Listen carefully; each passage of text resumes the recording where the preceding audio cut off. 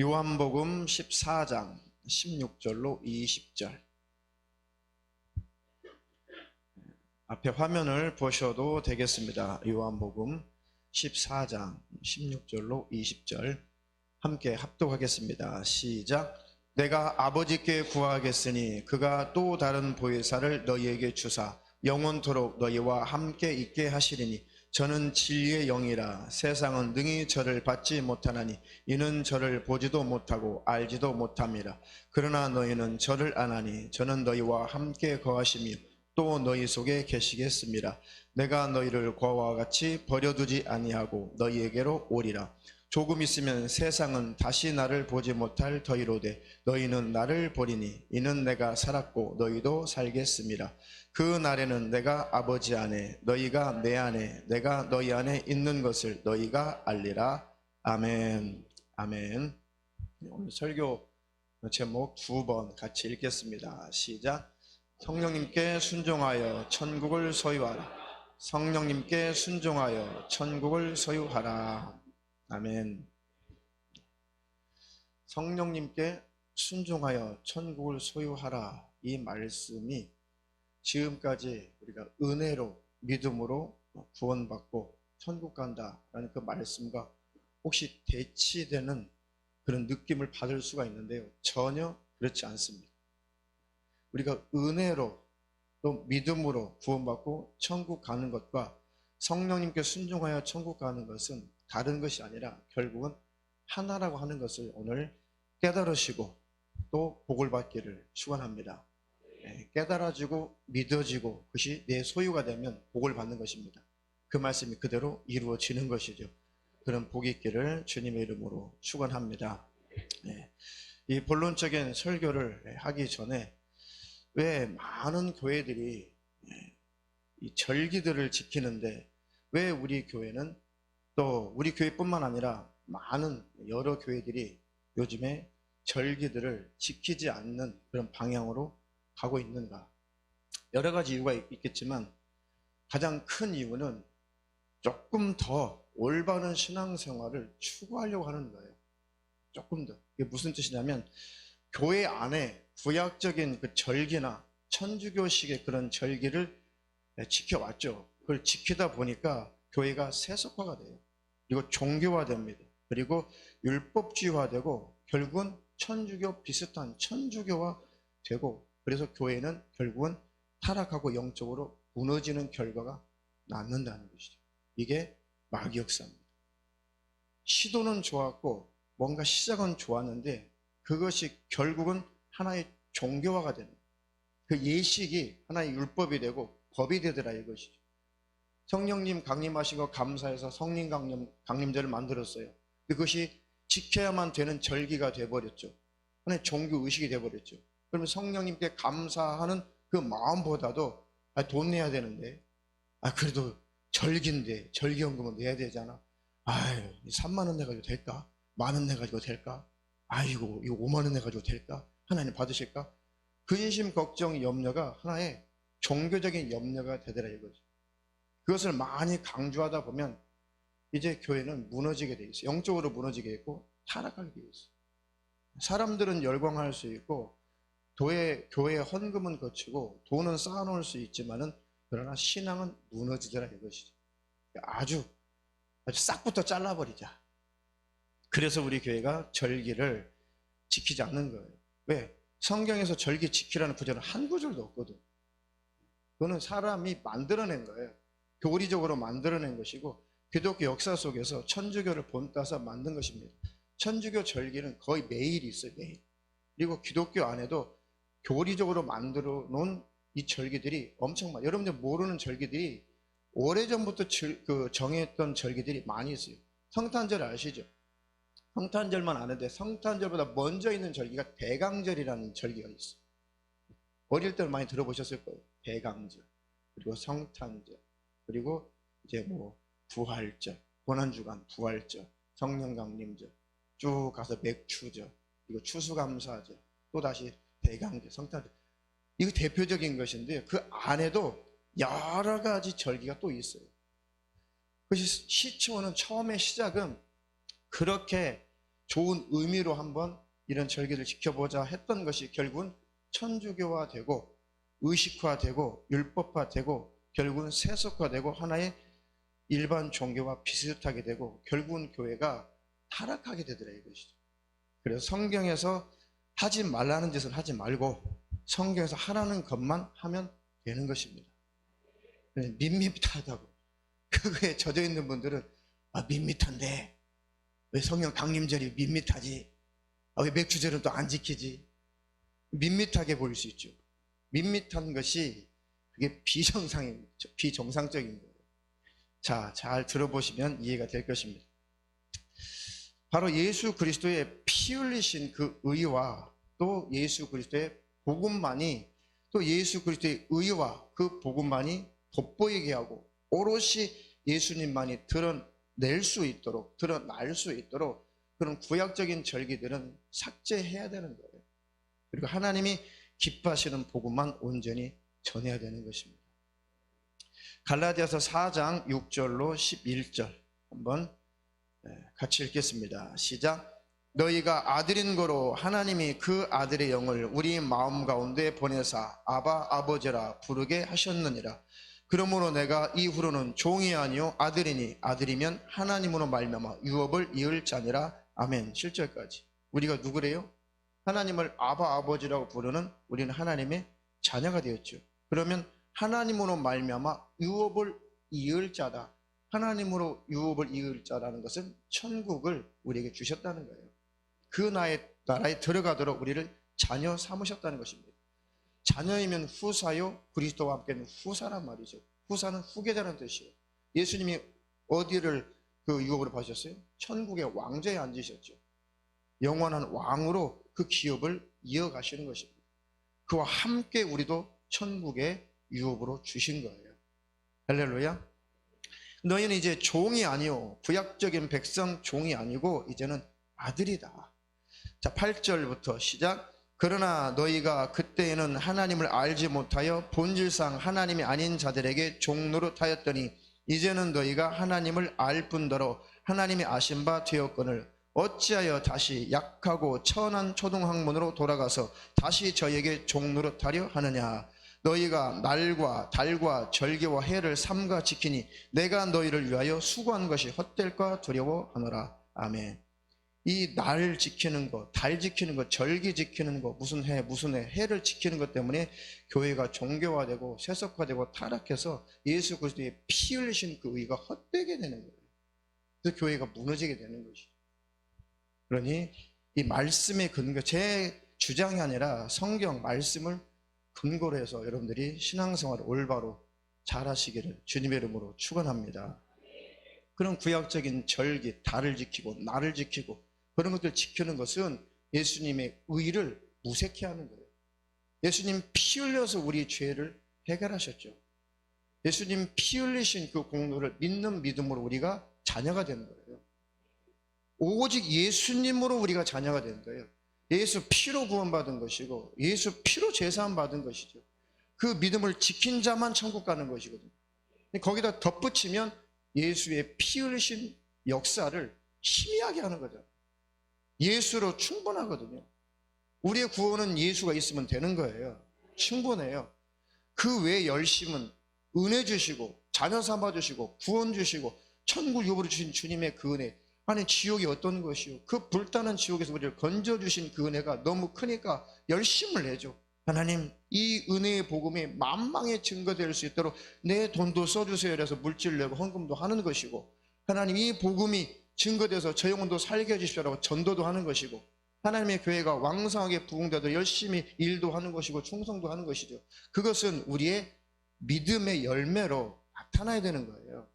그것을 해서 내 의를 채워서 천국 가는 것은 그것이 바로 잘못된 구원인 거예요. 그게 천주교식 행위 구원인 것이고, 그것이 가장 뭘로 말미암아 그런 것이 타락되느냐면 이런 날 지키고 절기 지키는 것들, 이것들이 시작이 되는 것입니다. 교회 안에는 침례와 주의 만찬만이 예식이 있었어요, 초대교회. 그런데 그것도 구원의 조건은 아니에요. 침례 받으면, 세례 받으면 천국 가고, 세례 받지 못하고 침례 받지 못하면 지옥 가고, 그래요? 그런 예수 믿어도 침례 안 받으면, 세례 안 받으면 지옥 가나? 아니에요. 그건 조건이 아닙니다. 그것은 고백이에요, 고백. 내가 침례 받는 것은 주님과 나와 연합했다는 고백으로 받는 거예요. 구원의 조건이 아니라. 그런데 이게 점점 의식화되고 예식화되고 교리화되니까 천주교에서 이걸 뭘로 만들었어요? 천주교에서, 로마 가톨릭에서 침례를 받아야 구원받는다라고 교리로 만들었어요. 침례 안 받는 것들은 다 이방인들 다 죽이고, 침례를 받아야, 장로교는 세례죠. 세례를 받아야 구원받는다. 그래서 이방신을 섬기는 자들과 또 국교로 정했죠. 로마가 기독교를. 국교로 정한 이 기독교 안에 들어온 자들과 오지 않는 자들을 구분하려고 교리로 만든 거예요. 그러니까 세례, 침례 안 받는 것들은 그때 당시 아무런 혜택이 없었죠. 그리고 이단으로 취급을 했죠. 그리고 이방신을 믿는다고. 어쨌든 그런 목적에 의해서 교리화시킨 거예요. 그러니까 나중에는 왕들이 그것에 자가당착에 빠진 거예요.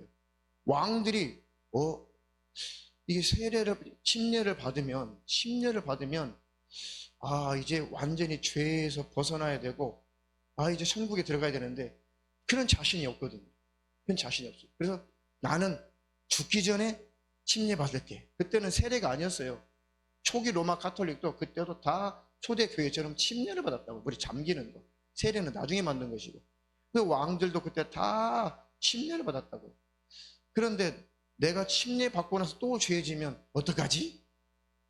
그러니까 그걸 구원의 조건으로 받기 때문에 그런 것이죠. 그럼 또 침례를 받을 수는 없는 것이고. 그래서 어떻게 타락했냐면 왕들이 나 숨이 꼴깍 떨어지기 전에 나를 침례를 줘라. 그렇게 타락한 거예요, 교리적으로. 그런데 또 두려운 거예요. 그럼 만약에 내가 급사하면 어떡하지?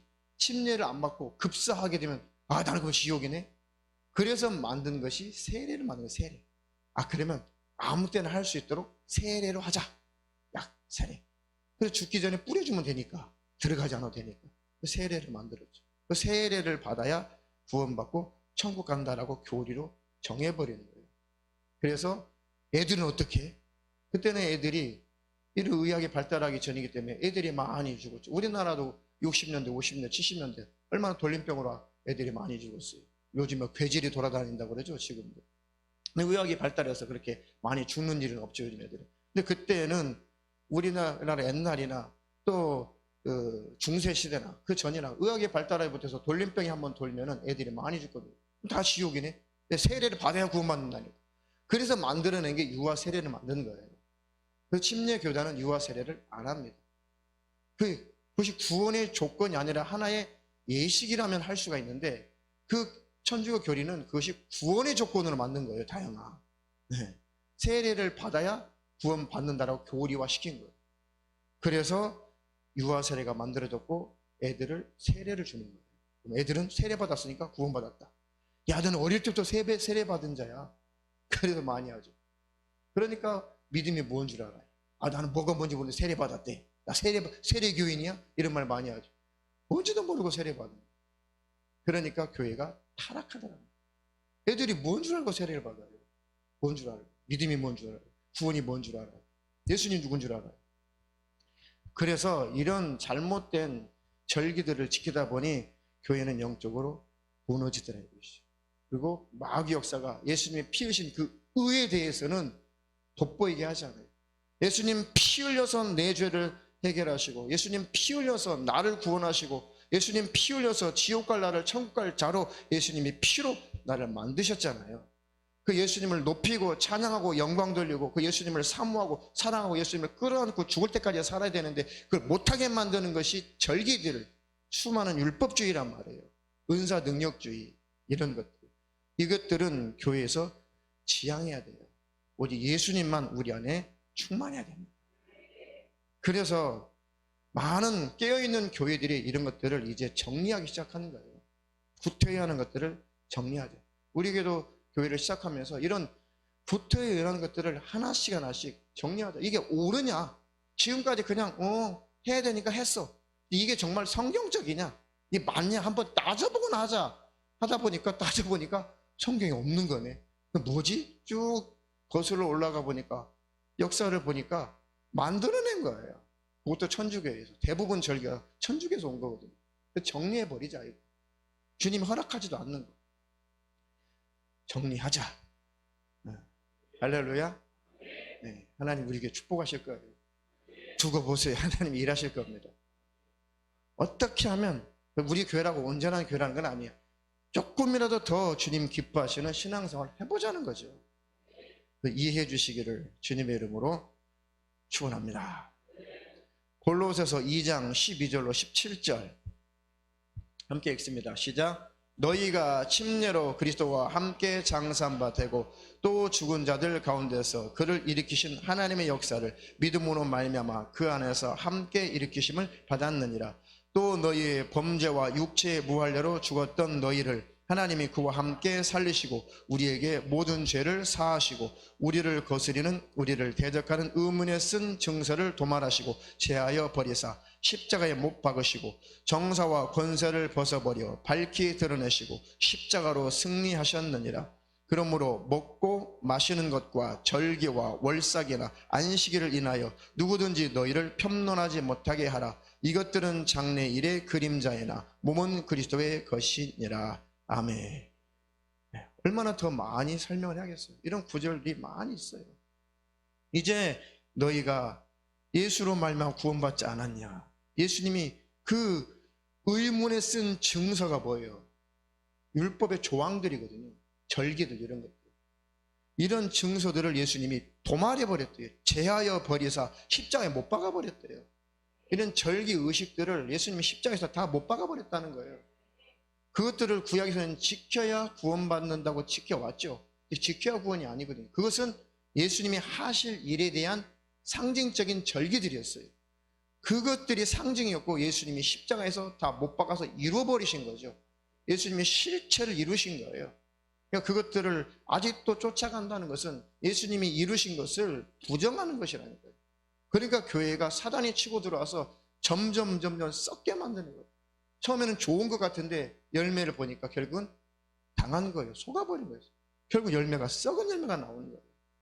그러니까 처음부터 썩은 씨는, 죽은 씨는 심지 않는 것입니다. 교회에다. 먹고 마시는 것, 그거 구원과 아무 상관없어요. 절기나 월삭, 안식일 이런 거 아무 상관없어요. 이런 것들 때문에 이거 안 지킨다고 너희를 편론하지 못하게 하라. 이런 거 안 지킨다고 너희들을 판단하고 비난하고 비판하지 못하게 하라. 그런 것에 판단받고 비난받을 일은 아니다라는 것이죠. 이런 구절들이 많이 있어요. 갈라디아서 보면 아주 심각하게 많이 나와 있어요. 이런 것들은 장래 일의 그림자다. 그림자. 몸은 그리스도의 것이니라. 그리스도께서 이루실 것을 상징했다는 거예요. 자, 그거 PPT 준비됐어요? 자, 그래서 구약에서는 레위기 23장을 중심으로 이스라엘 백성들에게 7가지 대표적인 절기를 지키라고 주님이 말씀하셨죠. 자, 그거 보겠어요. 자, 이스라엘의 7대 절기.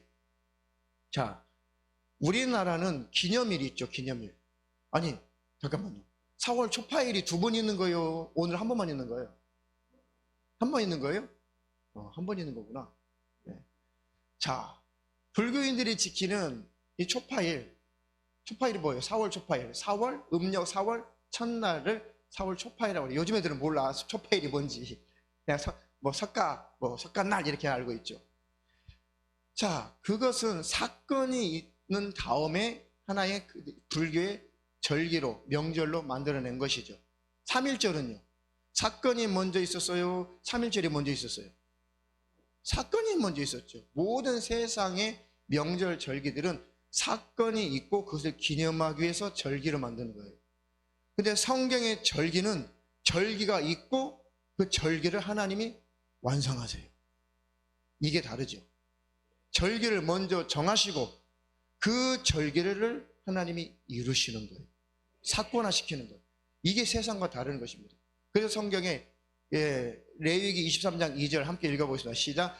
이스라엘 자손에게 고하여 이르라. 너희가 공포하여 성회를 삼을 여호와의 절기는 이러하니라. 여기서 주목할 것은 절기는 누구 절기예요? 여호와의 절기예요. 하나님이 이루실 절기라는 거예요. 사람이 이루는 것이 아니라 여호와 하나님이 이루실 절기이기 때문에 이 절기는 내 절기야 라는 뜻입니다. 구약의 여호와 하나님이 우리 주 예수 그리스도시잖아요. 하나님 한 분이시잖아요. 하나님이 육신을 입고 오셨을 때를 예수 그리스도 아들이라고 하는 거예요. 그분이 그분이신 겁니다. 그래서 여호와의 절기다라는 내가 이렇게 이룰 거야. 내가 육신을 가지고 가서 너희들을 구원하고 내가 이렇게 이룰 거야 라고 구약 백성들에게 예수님이 오시기 전에 하나님이 육신 입고 오시기 전에 구약 백성들에게 상징적으로 절기를 주신 거예요. 예수님이 하실 일을 미리 예고하는 거죠. 그게 절기인 것입니다. 이걸 7가지 대표적인 절기예요. 다음 구절. 네. 자, 여호와의 절기 중에 유월절이 첫 번째 유월절이죠. 시작.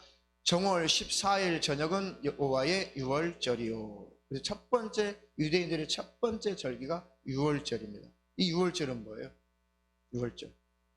처음에 하나님 명령하셨죠. 이스라엘 백성들을 애굽 땅에서 건져낼 때 하나님께서 이 규례를 명령하셨어요. 먼저 명령하셨어요. 야, 너희들이 죽음을 모면하기 위해서, 심판을 모면하기 위해서 이제 양을 잡고 그 양의 피를 짜서 그 너희들 집 상인방 그리고 양쪽 문 기둥 이 문설주에다가 피를 발라라. 그리고 허리띠를 동여 매고 지팡이를 들고 급히 쓴 나물을 먹고 그 양고기를 다 먹어라. 못 먹는 것은 다 불태워라. 그건 뭐겠어요? 그렇게 절기를 말씀하시고 그대로 일어났죠. 그건 뭐겠어요? 애굽에서 이스라엘 백성들이 구출된 것처럼 애굽은 세상 마귀 권세를 상징하는 것이죠. 바로 우리를 마귀의 손아귀에서, 죄의 나라에서, 세상 나라에서 우리를 예수님이 건져내실 거란 말이죠. 그래서 예수님이 유월절 어린 양으로 오신 거예요. 그래서 유월절은 지켜야 안 지켜요? 우리가 지금 안 지켜요. 유월절을 지킨다는 것은 예수님이 유월절 어린 양으로 피 흘려 죽으시고 우리 죄를 사했다는 것을 안 믿으니까 유월절을 지키는 거예요. 지금도 이단들이 유월절 지킨다니까요. 하나님의 교회 보세요. 하나님 뭐 어머니도 있어야 된다나? 지금 여성 상위 시대인데 왜 남자만 왜 하나님 노릇해? 지금 여자가 하나님 노릇하잖아요 지금. 그래서 하나님 교회는 기가 막히게 이런 구약의 절기들을 잘 지켜요. 그 유월절, 예수님이 유월절만 되면 자꾸 어디로 가신다고요? 죽으시려고? 예루살렘으로 자꾸 올라갔어요. 갈릴리에서 사역하시다가 가버나움에 사역하시다가 곳곳에 사역하시다가 유월절 절기, 이 이스라엘의 절기 중에 이 유월절 명절이 제일 큰 날이라고 그랬거든요. 큰 날. 이 큰 날 명절에 제일 큰 날이죠. 예수님이 죽으실 날이기 때문에 제일 큰 명절이에요. 구약 백성들 그걸 몰랐죠. 예수님은 아시는 거예요. 자기 자신이 구약에 상징되었던, 구약에 예언되었던 그 유월절의 어린 양으로 자기가 생축으로 제물이 되어서 하나님 앞에 제물로 바쳐져야 된다는 걸 본인은 잘 아시기 때문에, 그 사명 가지고 오셨기 때문에 유월절만 되면 예수님은 자꾸 죽으시려고 예루살렘으로 올라가신 거예요. 그런데 때가 안 되니까 다시 내려오셔서 사역하고, 그게 3년 반이 걸린 거예요. 마지막 이제 주님이 아신 거예요. 아, 이번 유월절에 내가 죽을 유월절이구나. 진짜 유월절 내가 이 절기를 완성할 날이구나 해서 예수님이 죽으시는 그 날이 유월절이 완성이 되는 거예요. 진짜 구약의 유월절날 예수님이 죽으셨거든요. 날짜도 안 틀리고 요일도 안 틀리고 그 유월절, 구약의 유월절날 예수님이 피 흘려 죽으신 거예요. 누구의 절기예요? 여호와의 절기예요. 예수님이 이루실 절기예요. 예수님이 유월절을 완성하신 거예요. 그것은 그림자요 상징했던 것이죠. 그래서 유월절은 안 지키는 것입니다. 맞습니까? 자, 그 다음 절기 무교절. 시작. 이달 15일은 여호와의 무교절이니 7일 동안 너희는 무교병을 먹을 것이요. 예수님이 죽으시고 무덤에 들어갔죠. 예수님은 아무 죄가 없는, 누룩이 없는, 무교병은 뭐예요? 무교병, 발교되지 않는 거, 누룩이 없는 거, 베킹 파우더 안 넣은 빵, 이해되죠? 부풀리지 않는 빵, 그걸 뭐라고 그래요? 순전한 빵이에요. 순전한 빵. 예수님은 생명의 빵이에요. 생명의 떡이라고요. 흠도 없고 점도 없는 예수님만이 우리에게 생명의 양식이에요. 예수의 피, 복음만이 우리 영혼을 살리는 생명이라는 거예요. 그러니까 아무것도 넣지 않는, 이 발교되지 않는 그 떡을 먹어라. 그 예수의 살을 상징하는 것입니다. 예수의 죽음과 예수의 살을 상징하는 거예요. 그게 바로 무교절입니다. 지켜야 돼, 안 지켜야 돼, 지금 우리가? 안 지켜야 돼. 예수님이 이루신 절기라니까요. 여호와의 절기니라. 자, 세 번째 절기, 초실절, 또 소위 첫열매 절기죠. 시작. 이스라엘 자손에게 고하여 이르라. 너희는 내가 너희에게 주는 땅에 들어가서 너희의 곡물을 거둘 때에 우선 너희의 곡물의 첫 이삭 한 단을 제사장에게로 가져갈 것이요. 이게 초실절이에요. 초실절. 이제 곡식을 거둘 때 첫 열매, 처음 익은 것, 첫 것은 하나님 것입니다. 그러니까 첫 것이다, 처음이다, 이것은 하나님을 상징하는 거예요. 하나님을 대표, 하나님께서 육신으로 오셔서 우리에게 내가 바로 하나님이다 라고 나타나신 분이 예수 그리스도시죠. 그 예수님을 첫 열매라고 하는 거예요. 어려우신가요? 자, 하나님이 어떤 분인지 안 보인 하나님이 볼 수 있는 하나님으로 오신 분이 하나님의 아들 예수님이시죠. 그렇죠. 그래서 예수님을 바로 나를 본 자는 아버지를 본 거다. 나를 본 것은 하나님을 본 거야. 왜? 예수님이 하나님이시거든요. 예수님을 육신으로 계실 때 그 예수님을 볼 때는 인간 입장에서는 하나님의 전체 모습을 본 거예요? 다 못 본 거예요? 다 못 본 거예요. 그냥 우리 인간이 인식할 수 있을 만큼 예수님이 나타나신 거죠. 하나님으로. 그래서 예수님이 자기보다도 아버지가 크다라고 하는 것은 너희들이 지금 하나님 아버지 다 본 게 아니다, 그 뜻인 거예요. 하나님은 한 분이십니다. 이해가 되시나요? 네. 그러니까 처음 익은 그 곡식 단을, 이것은 첫 것은 하나님이다. 우리의 물질, 우리의 인생, 우리의 삶, 우리의 모든 것의 주인은 누구세요? 하나님이시죠. 그러니까 하나님 앞에 이것을 바치는 것이죠. 그것은 예수 그리스도를 하나님께서 보내셔서, 다시 말하면 예수님이 오셔서 우리를 위해서 죽으시고 부활의 사망을 이기시고 부활하실 부활의 첫 열매를 말하는 거예요.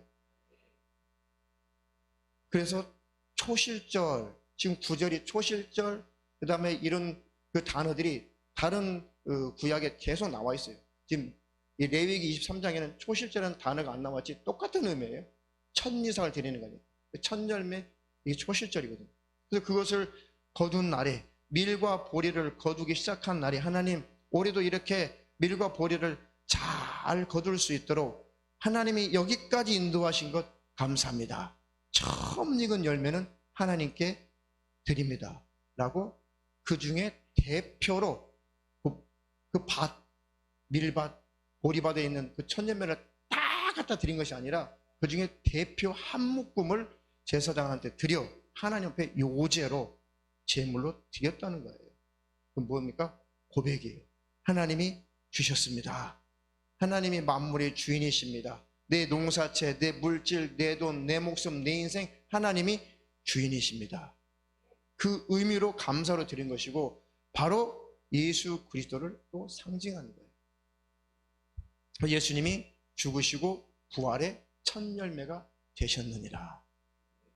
할렐루야. 자, 초실절 누가 이루셨어요? 예수님이 부활하심으로 이루신 것입니다. 자, 지금 우리가 이제 첫 열매니 첫 것이니 이것은 믿음으로 자원하는 이제 예물이 되는 거예요. 자원하는 헌금이 되는 겁니다. 하나님, 내가 이 모든 것의 주인이 하나님이심을 시인하며 고백하며 내가 얻은 것 중에 첫 것을 하나님께 드립니다. 이것은 법으로 지키는 것이 아니라 이제는 믿음으로 지키는 거예요. 믿음으로 지킨다기보다 믿음으로 드리는 거예요. 이거 드리면 천국, 안 드리면 지옥, 안 드리면 심판, 드리면 심판 보면 그것은 절대 없어요. 성경에 없는 것입니다.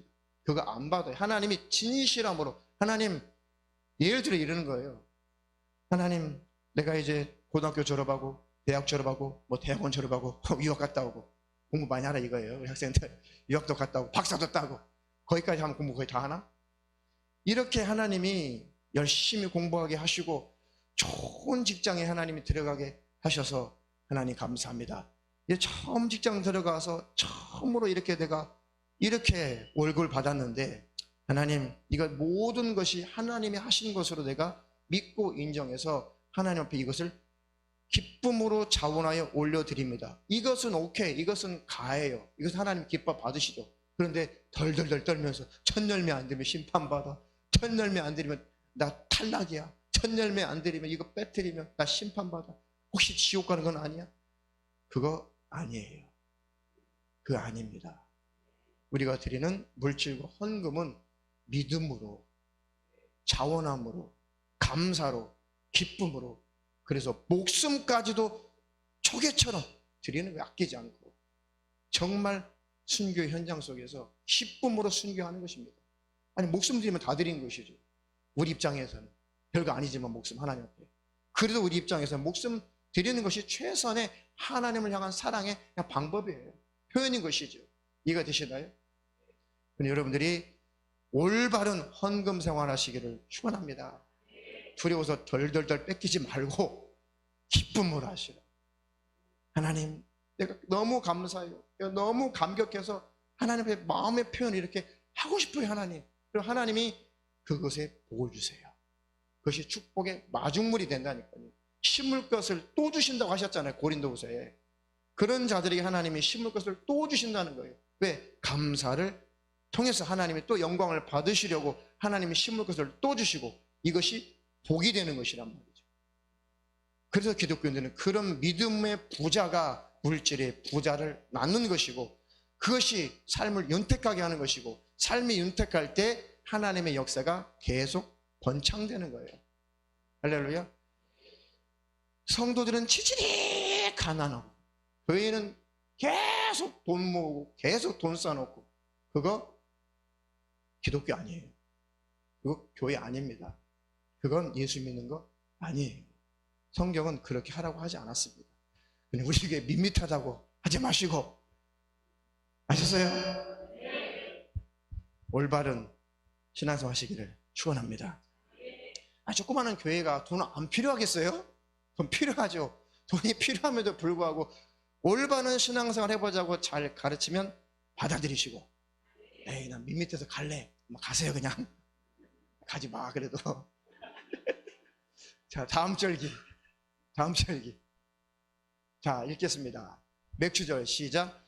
제7 안식일 이튿날까지 합 50일을 계수하여 새 소재를 여호와께 드리되, 너희 처소에서 에바 10분위로 만든 떡 2개를 가져다가 흔들지니 이는 고운 가루에 누룩을 넣어서 구울 것이요, 이는 첫 요제로 여호와께 드리는 것이며.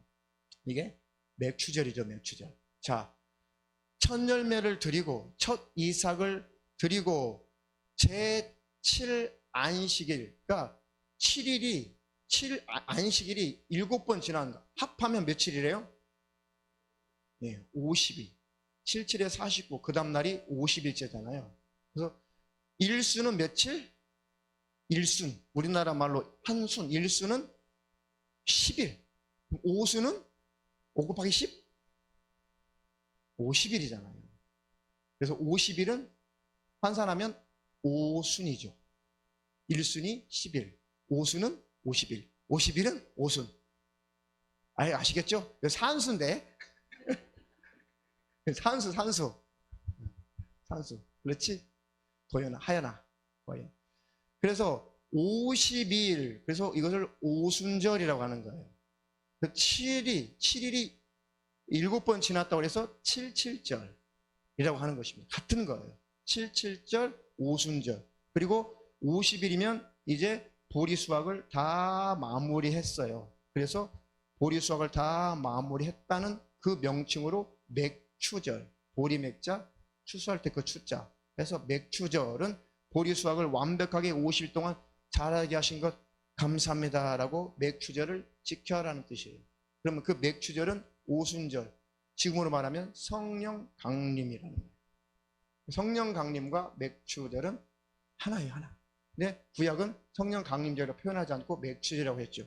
그것이 바로 예수님이 죽으시고 부활하시고 10일 동안 계시고 다시 하나님 우편에 계시다가 성령으로 40일 만에 오셨으니까 합하면 50일이죠. 그래서 오순절 마가의 다락방에 예수님이 성령으로 오신 날을 성령 강림이라고 해요. 그것이 구약의 맥추절이었단 말이죠. 맥주절은 성령 강림, 예수님의 절기란 말이에요. 예수님이 다시 성령으로 우리 안에 오실 그 날을 상징한 것이 구약의 맥주절, 오순절, 칠칠절이란 말이에요. 아시겠어요? 그러니 우리는 성령 받은 자는 성령 강림절을 매일 지키고 있는 거예요. 그래서 우리가 프랭카드 안 거는 거예요. 여기다가. 왜 오늘만 성령 강림절이냐고. 성령 받은 자는 그날부터 매일 성령 강림절, 매일 성령 강림 감사의 날인 거예요. 왜? 성령이 우리 안에 계신다고 했으니까. 그날만 왜 성령 강림절이냐고. 아니, 그러니까 타락한다니까요. 왜 그날만 성령님 찬송하고, 그 성령 강림을 지나면 성령님과 조금 멀어지고, 성령님 내년에 뵐게요. 내년에 감사할게요. 내년에 헌금할게요, 성령님. 그게 무언 기독교예요, 그게 뭔 신앙생활이에요. 그러니까 타락하는 거예요. 아니요, 성령님 내 안에 계시다니까요. 항상 잘 모셔야 돼요. 성령 강림절만으로 그날만 잘 지키고 그날만 찬양할 것이 아니라 매일 항상 순간 내 안에 계신 성령님 잘 모셔야 되는 거예요. 그래야 교회가 타락하지 않고 기독교인이 타락하지 않죠. 이해가 되시나요? 그것이 옳은 거예요.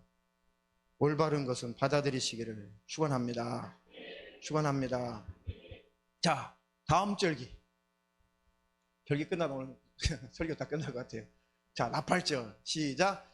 이스라엘 자손에게 고하여 이르라. 7월 곧 그 달 1일로 안식일을 삼을지니 이는 나팔을 불어 기념할 날이요 성회라. 자, 이제 예수님 나팔 하면 생각나는 게 뭐예요? 나팔 부을 때 주님 다시 오시는 거예요. 이것도 누가 지켜요? 예수님이 지키실 거예요. 예수님이 나팔 불 때 오실 거란 말이에요. 누가 지킬 거예요? 예수님이 이루실 거예요. 이건 아직 이루어지지 않는 절기죠. 우리는 이 날을 간절히 바라보고 사모하라. 주님 오심을 사모하라. 그래서 우리는 나팔절을 영적으로 기다리고 있는 사람이에요. 누가 이루실 거예요? 예수님이 그날 이루실 것입니다. 자, 마지막으로 여섯 번째 시작. 7월 10일은 속죄일이니 너희에게 성회라. 너희는 스스로 괴롭게 하여 여호와께 화제를 드리고 이 날에는 아무 일도 하지 말 것은 너희를 위하여 너희 하나님 여호와 앞에 속죄할 속죄일이 됨이니라. 아멘. 이제 예수님께서 딱 심판주로 오시면 모든 죄는 이 세상에서 다 영속돼요. 죄의 문제는 다 끝납니다. 죄를 가지고 회개치 못한 자는 지옥에 들어갈 것이고 예수님 오실 때 회개하는 삶을 사는 자는 들림받아 천국에 들어갈 것입니다. 이때가 대속죄일이에요. 모든 죄가 다 속해지고 다 사라지고 이제 영원히 죄라는 것은 이 지구상에서 우주에서 사라지는 날입니다. 깨끗하게 청소하는 날. 그것도 누가 하실 거예요? 예수님이 오시면 하실 것입니다. 남은 세 절기는 예수님이 하실 절기들이에요. 자, 이제 마지막 절기 일곱 번째 수장절. 수장절은 이제 모든 추수를 가을에 다 마감하고 이제 하나님 앞에 감사해서 이제 제사를 올리는 것이죠. 그게 장막절이라고 돼요. 초막절, 장막절, 수장절이라고 해요. 너희들이 애굽 땅에서 나와서 광야에서 초막을 짓고 그때 살았을 때 그때를 기억해라. 얼마나 헐벗었냐. 광야에서 먹을 것도 없고 마실 것도 없고 하나님 만나를 내려주지 않으면 굶어 죽을 수밖에 없는, 또 광야에서 바위를 깨트려서 거기서 반석에서 물을 뽑아주지 않았더라면 너희들은 광야에서 다 멸절당했을 것이다. 너희들이 장막을 치고 초막을 치고 살았던 그때를 잊어버리지 말고 감사하고 기억하라. 수장절, 초막절, 장막절이고. 그건 뭐겠어요? 우리가 하나님 나라 천국에 들어가면, 그 새로운 장막에 들어가면 우리는 영원히 감사하며 살 거란 말이에요. 이게 마지막 절기예요. 이 마지막 세 절기도 예수님이 이루실 것입니다. 할렐루야. 그래서 우리 교회가 여러 많은 올바른 신앙생활을 추구하는 교회들이 구약적인 절기, 이런 로마 카톨릭적인 절기를 안 하는 거예요. 왜? 썩으니까, 교회가. 썩으니까. 그런 여러분들이 꼭 이해하시고 신앙생활 잘 하시기를 축원합니다. 헌금생활은 하나님 바라보고 믿음으로 잘하면 돼요. 추정헌금 뭐예요? 우리 공주 딱 3개 있죠. 추정헌금, 감사헌금, 11조 딱 3개잖아요. 더 이상 안 늘린다고 그랬어요. 나중에 건축헌금 하실 분들 감사헌금에다가 건축하는 일 하나님 쓰임받기 원합니다. 쓰면 돼요. 굳이 봉투를 여러 개 만들 필요가 없어요. 자, 보세요. 추정헌금은 내가 하나님의 복음이 증거되는 일에 내가 뭐 이렇게 목돈을 드릴 수 없으니 내 형편상 매주마다 하나님 앞에 예배하러 올 때 교회를 돕고 하나님의 일에 쓰임받기 위해서 하나님의 복음이 증거되도록 내가 매주만큼 내 형편상 이만큼 하나님 쪼개서 드리겠습니다. 예배할 때, 예배하러 올 때마다 이렇게 드리겠습니다. 그 주정원금을 본인이 각자 정하라고 한 거예요. 금액을 쓸 사람은 쓰고 또 금액이 변동되는 사람들은 쓰지 말고, 아이고 하나님 이번에 일이 장사 잘 돼가지고 이번 주일날은 제가 너무 감사해가지고 제가 한 1,000억 드리려고요. 하나님 아멘도 안 하시고 너무 커서 아이고 하나님 이번 주는 쫄딱 어떻게 이 코로나 때문에 장사가 하나도 개미가 날리고 팔이 날리고, 개미는 안 날리지 참 팔이 날리고, 아이고 하나님 이번 주는 제가 드릴 것이 없어가지고 그냥 왔네요. 괜찮아요. 드릴 거 없는데 어떻게 드려요 주일날. 그게 온전한 헌금인 거예요. 근데 형편들이 다 고만고만해서 뭐 월급 받으신 분들 고만고만하죠. 쪼개면 한 주에 만큼 나오겠구나 해서 그만큼 하나님께 드리는 거죠. 이제 그게 모아져서, 그것이 모아져서 교회가 운영이 되고 또 목회자들이 또 먹고 또 이렇게 신방하고 하는 것입니다. 그리고 11조는 뭐예요? 모든 것의 주인은 하나님이십니다. 이 11조는 율법이 아니에요. 왜? 율법이 있기 전에 아브라함이 자원해서 하나님 앞에 11조를 내기 시작한 거예요. 이해가 되시죠? 이것은 신앙의 고백으로 내는 것입니다. 모든 것의 주인은 하나님이십니다. 그래서 11조는 진짜 율법이 아닌 믿음의 고백인 거예요. 그래서 11조 봉투가 있는 것이고, 그 외의 것은 감사해서 내는 거예요. 아무거나 매일 감사해도 돼요. 나머지 감사한금 봉투는 언제든지 하나님, 이렇게 내가 나이가 60이 됐는데요. 저 나 60 아니에요. 믿으시더라고. 요즘 사진을 안 찍어요. 사진을. 이런 말 하면 꼭 목사님 60 맞구나. 61세가 그거죠. 한국적으로 환갑이죠. 아이고 하나님 이제 61세가 되어가지고 이렇게 하나님이 건강해 주신 거 감사합니다. 아이고 자식들이 커가지고 이렇게 환갑이라고 생일상도 차려주고, 아이고 이거 참 내가 하나님 앞에 쑥스럽네요. 하나님 앞에 감사해서 헌금합니다. 그 감사 헌금인 거예요. 이렇게 아이고 우리 자식 잘 크게 해주셔서 감사합니다. 감사 헌금하는 것이고, 무슨 룰이 있어요. 무슨 정해진 금액이 있어요. 마음과 믿음을 가지고 하나님 앞에 언제든지 마음껏 드리는 거예요. 하나님이 기뻐하시고 복을 주시는 것입니다. 할렐루야. 그래서 헌금 생활도 그렇게 믿음으로 할 때 하나님이 복을 주시고 잘 되게 하시는 것이고, 그래야지 성도들이 복을 받는 거예요. 그것들을 가지고 복음을서 쓰고 구제를 하고, 그것 가지고 전도하고, 그것을 가지고 복음을 전하는 목회자가 생활을 하고 하면서 온전하게 쓰여질 때 그것이 성도들에게 다시 복으로 가는 거예요. 근데 막 절기 율법적으로 막 덜덜덜 떨면서 낸 헌금은 성도들이 가난해지지 절대 복이 안 와요. 올바로 쓰여진 헌금이라야 그것이 성도들에게 복으로 임하는 거예요. 교회가 헌금을 잘못 쓰게 되면은 그것은 성도들에게 복이 없어요. 그러니까 지지력이 힘들어 가는 거예요.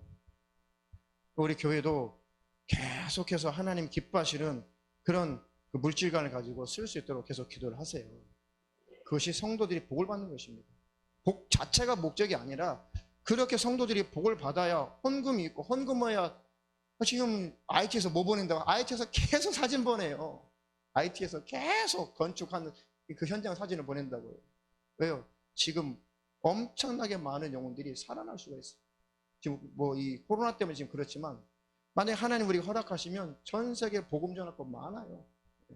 지금 막 이제 1여선교에서 아이고 우리도 맨날 다 양보하고 우리는 저기 앉아가지고 시끄러운데 우리 모임하는데 1여선교에서 지금 부흥이 일어나고 있어요. 우리도 모임 잘 해가지고 우리도 막 은혜스러운 주일 모임 할 거라고. 그러니까 일선교회도 모임 장소 있어야 돼요. 다 양보하시고 속이는 것 같잖아요. 그럼 일선교회에서는 그냥 어수선한 데서 모임 하시던가. 애들 저쪽에 식당 하나 빌려가지고 분식점 빌려가지고 옹기종기 모여가지고 예배드리잖아요. 할 일 많아요 우리 교회에. 그러니까 여러분들이 잘 되고 복을 받고 넉넉해야 헌금이 들어오고 그거 가지고 복음을 쓰는 거 아니에요. 그것이 복의 개념이라니까요. 이해가 되시나요? 제가 헌금을 강조하지 않고 그렇지 않죠. 그런데 여러분들이 절대 오해하지 말 것은 하나님이 명령하실 때는 우리가 그 일을 해야 되는 거예요. 물론 우리가 뭘 작정하거나 앞으로 예사 갈 때 얼마 내시오 언제까지 내시오 작정하나 그런 짓은 안 할 거예요. 왜? 성령님이 순수하게 여러분들을 감화하시고 감동하실 때 그것이 교회의 부흥이 되는 것이죠. 할렐루야. 지금까지 하나님 하셨어요. 돈 한 푼 없이 하나님이 교회를 세우게 하셨고, 네. 그 코로나 때문에 딱 마이너스를 찍었는데 재정시장님하고 박수를 쳤어요. 야, 이런 날이 올 줄 알고 하나님이 개척할 당시에 여기저기에서 조금 여유 있게 주셔가지고 그거 잘 보관해놨거든요. 그러니까 코로나 터지니까 이 재정이 마이너스가 마이너스. 이거 어떡하지? 그러는데 그거 딱 끌어쓰니까요. 그냥 잘 지나갔어요. 제가 한 번 코로나 때 제가 돈 달라고 그랬어요. 여러분들 헌금 내라고 그랬어요. 밀린 11조 다 거두라고 그랬어요. 그는 한 번도 하지 않았어요. 왜? 교회가 바로 가보자는 거죠. 그런 걸 이해하시고 여러분들이 오히려 인색한 영들에게 속지 말고 그런 목회 의도를 아시고 자원해서 하나님만 바라보시고 헌금 생활을 잘할 때 그것이 복이 되는 것이고 교회에는 썩지 않고 교회는 부흥하고 순전해 가는 것입니다. 신앙생활에 함께 동참하시면서 복받기를 축원합니다. 축원합니다. 네. 자, 골로서 읽었죠. 자, 죄를 이기고 거룩한 삶을 살아갈 수 있는 그 능력은, 참 능력은 복음 안에 있는 거예요. 복음 안에만 있는 것입니다. 죄를 거절하고 죄를 끊고 죄를 버릴 수 있는 참 능력은 복음 안에 있어요. 구약에는 얼마나 율례, 법도, 율례, 규례, 세부 규칙까지 6천 몇 가지 얼마나 많은 그런 법이 있었어요, 구약에. 근데 그런 많은 법들을 증가시켰는데 이스라엘 백성들이 거룩해지던가요? 온전해지던가요? 아니요. 조금 평안하면 뒤돌아서서 또 우상 숭배하고 다른 신 섬기하고 또 난리가 나죠. 음탕하고 난리가 났죠. 그것으로는 속사람이 안 바뀌는 거예요. 그것으로는. 그러니까 율법으로 꽉 묶여 있다가 두려움으로 꽉 잡혀 있다가 그럼 혹시 저주받나? 혹시 지옥 가나? 억지로 그것을 참고 있다가 이제 우리 교회 오셔가지고 은혜의 복음을 듣고 구원은 믿음으로 받습니다. 우리 하나님의 자녀가 됐습니다. 우리는 회개하고 천국 가야 됩니다. 이게 오해해가지고 그동안에 꽉 눌러놨던 것들 잠재될 것들이 팡 터져가지고 이제 안 하던 것을 하면 복음을 오해하고 있는 거라니까요. 괜찮아 그럼? 해도 돼? 하면 안 돼요. 이해가 되세요? 왜 안 하던 것을 하냐고요. 복음 안에 들어왔다면 더 버리고 더 끊어야죠. 내 죄 때문에 예수님이 피 흘리기까지 하셨다는 것이 그것이 믿어진다면 신앙 양심이 더 살아나야 돼요. 율법과는 비교도 안 될 만큼 내 안에 죄를 이길 힘이 넘쳐나야 되는 것입니다. 복음은 신앙의 양심을 회복시키는 거예요. 그래서 죄를 억지로 참는 것이 아니라 죄를 버리는 것이에요. 율법은 죄를 참는 거예요. 억지로. 복음은 죄를 밀어내는 거예요. 거절하는 것입니다. 이게 능력이에요. 이게 다른 것입니다. 그러니까 복음적이라면, 은혜가 충만하다면, 성령이 충만하다면 더 정결해지고 더 거룩한 삶을 사는 것이 맞습니다. 은혜 복음 하니까 난장판이 되는 것은 복음을 모르는 거예요. 은혜를 모르는 것입니다. 예수님의 피의 그 값을 모르는 소치죠. 그런 마귀역사에도 속지 않기를 주님의 이름으로 축원합니다. 다 그건 착각이에요. 오해입니다. 복음이 무엇인가 몰라서 그렇습니다. 우리가 받은 구원의 가치가 얼마나 큰 것인지 그걸 아직 모르기 때문에 은혜? 복음? 마음대로 살아도 돼? 천만의 말씀. 그러다가 멸망의 길로 가요. 왜요? 강팍해지고 주님의 피 흘리신 그 은혜가 아무것도 아닌 것처럼 착각하다가 회개치 못하고 그래서 지옥 가는 거예요. 복음이 무엇인지, 구원이 무엇인지 그 가치를 안다면 오히려 거룩을 향해서 가고 싶어지는 거예요. 그런 마음이 든다면 여러분은 복음을 알고 있는 것입니다. 신앙 양심이 살아나면 그것은 복음을 알고 있는 거예요. 구원이 무엇인지 알고 있는 것입니다. 내가 복음을 알고도 게을러지고 나태해지고 인색해진다면 복음을 모르는 것이죠. 정말 복음을 만나면 부지런해져요. 복음을 만나면 하나님 앞에 인색해질 수가 없어요. 그렇죠, 성김부장님. 네. 그 프로젝트 빨리 잘 돼가지고 하나님 제가 뭐 좀 있을 때 그때 내가 뭔가 할 수 있었을 때 그런 여력이 있었을 때 교회 왔더라면 벌써 우리 교회 이사 갔을 텐데요. 복음을 만나니까 속에서 이게 막 그때 그거에 3분의 1만 있어서 우리는 벌써 좋은 데로 이사 갔을 텐데 하면서 막 들끓잖아. 왜? 복음이 들어오면 내 안에서 그런 자원한 마음이 일어난다니까요. 그게 복음의 사람인 거예요. 할렐루야. 기쁘죠. 즐겁죠. 그렇게 살기를 축원합니다. 축원합니다.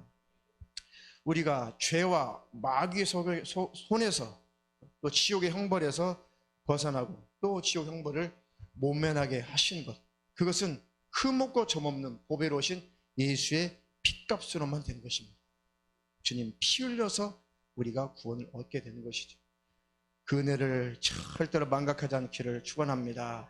축원합니다. 복음을 만나지 못한 자가, 복음을 만난 자는 절대로 함부로 살지 않습니다. 은혜의 복음을 오해하지 말고 과거의 죄의 습관을 쫓지 않기를 축원합니다. 원수 마귀에게 속지 않기를 주님의 이름으로 축원합니다. 축원합니다. 복음을 만나면 이제 자원하여 율법의 정신을 지키고 싶어지는 쪽으로 가요. 율법주의는 율법을 완벽하게 지켜서 천국 가야지, 복음의 사람은 내가 구원받으니까 율법의 정신을 지켜야지 이렇게 가는 거예요. 반대로. 아셨죠? 율법주의는 흠없고 점도 없는 자가 되어서 내가 온전한 모든 교회 규칙을 다 지켜서 내가 천국 가야지, 이게 율법주의자고, 반대로 복음을 가진 자, 온전한 구원을 가진 자, 예수의 피 은혜로 구원받고 죄사함 받고 하나님의 천국을 사모하는 자는 어떻게 돼요? 이렇게 내 죄를 예수님이 피 흘려서 해결했으니, 내가 해결할 수 없는 죄를 예수님이 피 흘려서 해결했으니 너무 감사하다. 내가 주님 더 사랑해야지. 내가 주님의 사랑을 이웃에게 더 많이 전해야지. 그게 뭐예요? 그게 율법이에요. 그게 바로. 그래서 율법의 정신을 쫓아가고 싶어지는 거죠. 복음의 사람들은. 이해가 되나요? 복음의 사람들은 율법의 정신을 쫓아가요. 그게 뭐예요? 사랑하라는 그 법. 절기 그런 거 말고. 아셨죠? 진짜 율법은 뭐예요? 사랑하는 거예요. 사랑 안에 모든 율법이 다 들어있느니라. 그것이 기독교예요. 그것이 예수 믿는 것입니다. 그것을 신앙생활이라고 하는 것이죠. 그런 열매가 나타나기를 주님의 이름으로 축원합니다. 축원합니다. 자, 이런 사람들을 성령 받은 자, 이런 사람들을 거듭난 자, 새 마음을 받은 자, 새 영을 받은 자라고 하는 거예요. 자, 에스겔서 36장 24절로 28절 시작. 내가 너희를 열국 중에서 취하여 내고 열국 중에서 모아 데리고 고토에 들어가서 맑은 물로 너희에게 뿌려서 너희로 정결케 하되 곧 너희 모든 더러운 것에서와 모든 우상을 섬기면서 너희를 정결케 할 것이며 또 새 영을 너희 속에 두고 새 마음을 너희에게 주되 너희 육신에서 굳은 마음을 제하고 부드러운 마음을 줄 것이며 또 내 신을 너희 속에 두어 너희로 내 율례를 행하게 하리니 너희가 내 규례를 지켜 행할지라. 내가 너희 열조에게 준 땅에 너희가 거하며 내 백성이 되고 나는 너희 하나님이 되리라. 아멘. 에스겔의 그 예언이죠. 에스겔 선지자가 안 돼, 아무리 어리고 달래도 안 돼, 이스라엘 백성 아무리 징계하고 채찍질해도 안 돼, 율법져도 안 돼, 아무리 나라를 다 빼앗기게 해도 안 돼, 아무리 전염병으로 죽여도 안 돼. 이게 안 되는 거예요. 왜? 속이 안 되니까. 속에서 새로운 마음이 없으니까 겉으로만 막 지킨 척 하다가 나중에는 다 다시 하나님을 떠나더라는 거예요. 그래서 나중에 하나님이 직접 우리 안에 들어오시겠다는 것이 에스겔 이 선지자의 예언이에요. 내가 새 영을 너희 속에 두고, 그 새 영이 뭐예요? 바로 성령이에요. 예수님의 영이 우리 안에 직접 들어오신다는 거예요. 새 마음을 너희에게 주어서 너희 육신의 굳은 마음을 제하고 부드러운 마음을 줄 것이며, 부드러운 마음은 순종하는 거예요. 자원하는 마음이죠. 이 부드러운 마음이라는 거죠. 그러니까 복음을 만나고 성령 받으니까 마음이 부드러워져요. 순종하며 가는 것이죠. 하나님 싫어하는 것을 부드럽게 버리는 거예요. 끊어버리는 것입니다. 이렇게 성령이 우리 안에 오셔서 우리를 그런 존재로 만들어내겠다는 것이죠. 그 성령 강림은 그렇게 중요한 거예요. 성령 받으신 분 축하드립니다. 성령 받으신 분 축복합니다. 내 신을 너희 속에 두어 너희로 내 율례를 행하게 하리니. 그거 보세요. 성령님 내 안에 들어오시니까 사랑하라는 그 법을, 그 율례를 행하며 살게 된다는 것이죠. 성령 받은 자만 그 열매가 나타나는 것입니다. 할렐루야. 성령 하나님, 바로 그분은 하나님의 영, 예수님의 영이신 것입니다. 너희를 고아와 같이 버려두지 않고 다시 오리라 하신 그것이 성령으로 우리 안에 오신다는 본문의 뜻입니다. 오늘 설교 본문 읽었죠? 요한복음에. 그것이 바로 너희를 고아와 같이 버려두지 않고 다시 온다 하는 것이 뭐예요? 재림? 아니, 그 재림 얘기하는 것이 아니라 우리 안에 예수님이 영으로 오신다는 뜻이에요. 우리는 고아가 아니에요. 혼자가 아닙니다. 아내 없으신 분 절대 혼자가 아닙니다. 남편 없으신 분 혼자 아닙니다. 부모 없으신 분들 혼자 아닙니다. 자녀 없으신 분들 혼자 아닙니다. 할렐루야. 형제자매 없는 분들 혼자 아닙니다. 우리 안에 주님이 계시거든요. 그 주님으로 만족을 누리시며 살기를 축원합니다. 축원합니다. 성령님이 우리를 천국으로 인도하시기 때문에 그 성령으로 오신 예수님을 잘 섬기며 살기를 축원합니다. 이제 성경 몇 구절 읽고 설교 마칩니다. 갈라디아서 6장 8절 시작. 자기 육체를 위하여 심는 자는 육체로부터 썩어진 것을 거두고 성령을 위하여 심는 자는 성령으로부터 영생을 거두리라. 아멘.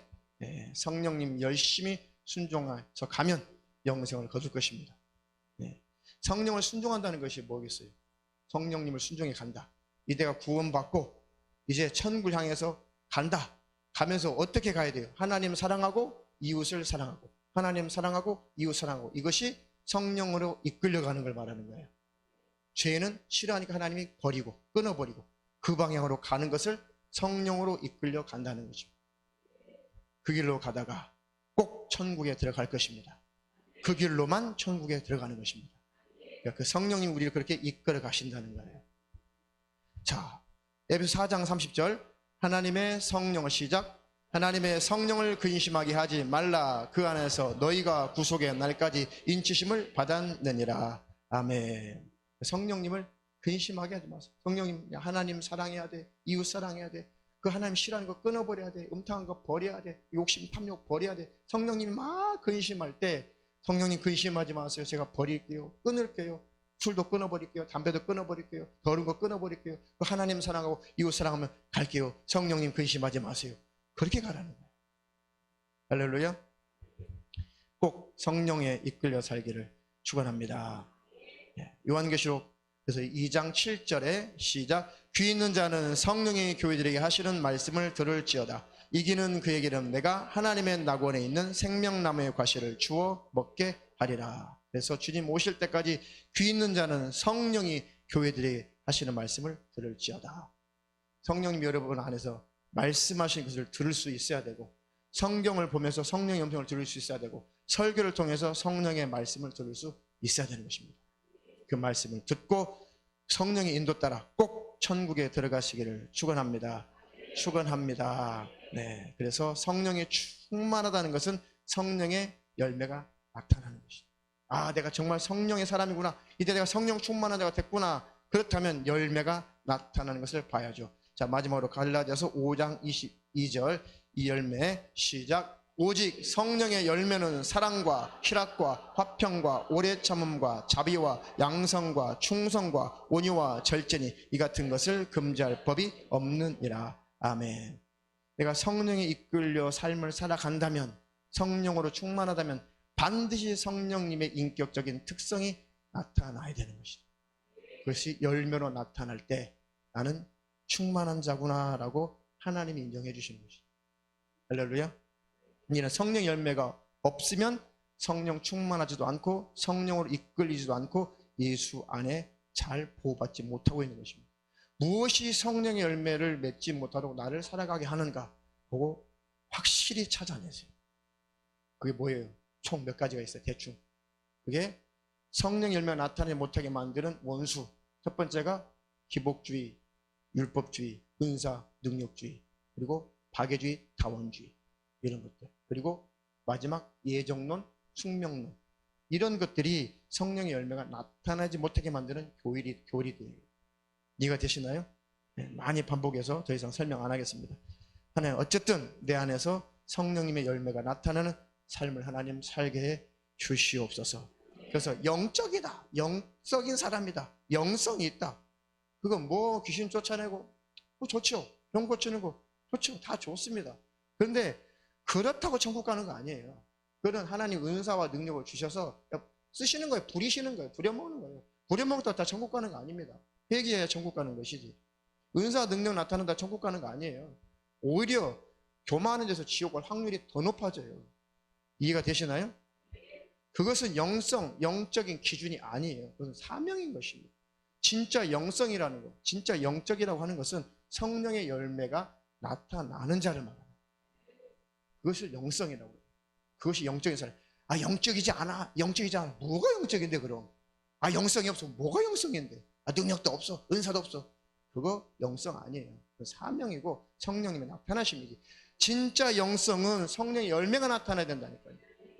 진짜 영성은 나를 부인하고 자기 십자가 지고 예수 쫓아가는 것, 탐심, 탐욕 버리고 예수 따라가는 것, 그것이 영적인 거예요. 그것을 영성이라고 한다고요. 얼마나 기독교 안에 영성, 영적이라는 개념이 얼마나 잘못되어 있어요. 다 껍데기예요. 다 헛것입니다. 하나님, 내가 능력 행했는데, 귀신 쫓아냈는데, 선지자 노릇했는데, 아, 내가 병도 고쳤는데, 이 불법을 행하는 자들아, 내가 너를 도무지 모른다. 나를 떠나가라. 그것은 구원의 조건이 아니에요. 영성도 아니에요. 그것은 사명이라니까요. 물론 하나님이 필요하니까 쓰시겠죠. 인정하니까 쓰시겠죠. 그러나 그것은 천국의 조건은 아니다는 거예요. 영성의 조건에 미치지 못한다는 것이죠. 할렐루야. 나를 부인하고 자기 십자가 지고 예수님 원하신 뜻을 쫓아가려고 하는 것, 그것이 영성이에요. 하나님 사랑하고 이웃 사랑하고 죄를 버리며 사는 것, 그것이 천국길이고, 그것이 회개하는 삶을 사는 것이고, 주님 오실 때 들림 받을 자의 자격인 것입니다. 좁은 문, 좁은 길, 그 길밖에는 없어요. 성경에. 이해가 되시나요? 하나님 앞에 올바른 신앙생활하는 저와 여러분들, 우리 교회가 되기를 예수의 이름으로 축원합니다. 축원합니다. 네, 하나님 앞에 두 손을 높이 들고 우리 합심하여 동성으로 기도할 때 하나님 성령님을 근심케 하지 말고 성령의 인도 따라 가게 하옵소서. 하나님 사랑하고 이웃 사랑하고 죄를 끊고 나를 부인하고 하나님 십자가 지고 예수 따라가는 그 길로 가게 하옵소서. 그 삶을 살게 하옵소서. 합심하여 기도하겠습니다.